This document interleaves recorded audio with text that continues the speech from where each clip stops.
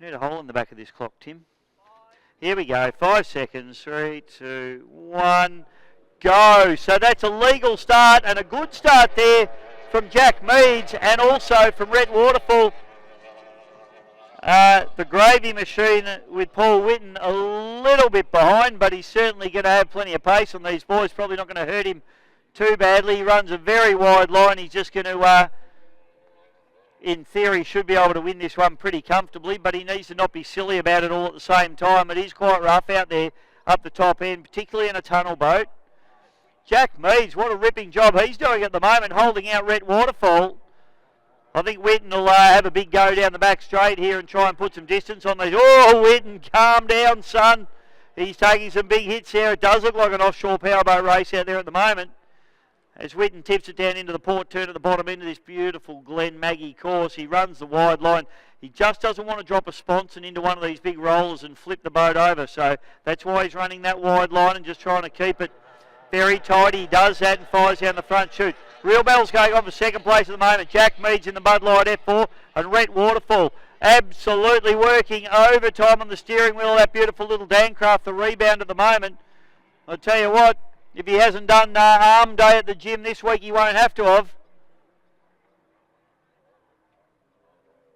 have. Jack Meads had a little bit of a fly and put the nose up there as well going into that headwind. These tunnels need to be pretty careful going up into that headwind. All you need to do is hit a decent wave, set the nose of the boat up, and the wind will take over, and then gravity will do its job. So need to be pretty careful running into it. Down the back straight, you can see Whitten having more of a go because he hasn't got that head. Whoa, Waterfall has a big jump and a fly.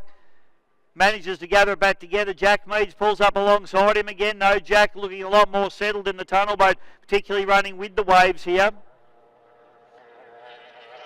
Whitten out in front, doing it pretty comfortably. Just needs to be careful into this pretty stiff breeze. So Waterfall doing a good job just running on the pins there and getting a little bit of a gap there on Meads now as Meads steps on it and tries to catch him up. This is where the mono hull will probably be a little bit stronger than the tunnel hull. Meads will need to run it with some fair in trim up the front straight away. He does a really good job.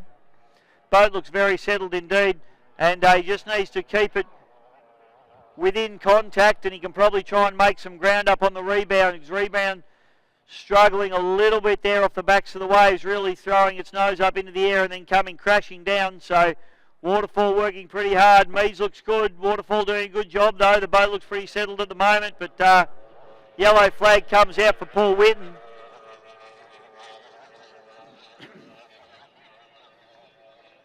So Whitten happily going about his business out there at the moment. He's probably concentrating pretty hard given the windy conditions out there. Missed that one, but Waterfall had a bit of a moment. But he's doing a good job. He's put a little bit of distance now between himself and Jack Meads in the Budlight F4 machine as they both pick up the yellow flag and set off on their final lap. Whitten now down the back chute, looking like a much more settled show. Crew chief on the cans, just probably giving him a couple of tips and a few instructions. And Paul Whitten has done a great job in very tough conditions to come through and take the comfortable win in the boat that he calls Gravy.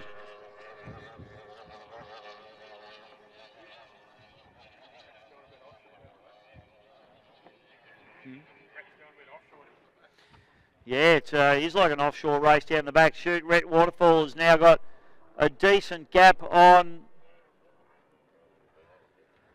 Jack Meads now as they come through. Whitten can afford to dial it down a bit. I'm not sure why he's pushing so hard at the end of the race in rough conditions. Not my choice, but whatever floats your boat, Widow. Rebound comes through. Second place for the Rebound. That's about its 1,253rd second place. And Jack Meads, a storming job for him in a little 60 horsepower F4 boat. Great effort there from Jack as they bring them back in. Next race on our program, and these boats should already be getting ready.